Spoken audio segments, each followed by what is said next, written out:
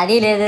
పైగా నా విగ్రహాన్ని కొనడానికి పెళ్లి సంబంధాల్లో పిల్లని చూడడానికి వెళ్ళినట్టు పొలోమను 10 మంది వెళ్తారు. అందులో ఒకడికి ఆ బొమ్మ నచ్చిందని, ఇంకోటికి ఈ బొమ్మ నచ్చిందని. నా కర్మ ఏంటంటే అక్కడ ఉన్నవన్నీ నా బొమ్మలే. మళ్ళీ తీరా 10 మందికి ఒక బొమ్మ నచ్చాక అమ్మేటోడు అలుసుగా తీసుకొని 10,000 15,000 అని బాంబు పేలుస్తాడు. ఎందుకురా బాబు ఇంత రేట్ అంటే కలకత్తా నుంచి తెప్పించాం అంటాడు. నాకు అర్థం కానిది ఏంటంటే ఎక్కడైతే నేను కలకత్తా నుంచి అయితే నాకన్నా మునగాడు వస్తాడా, అక్కడ కూడా నేనే కదా.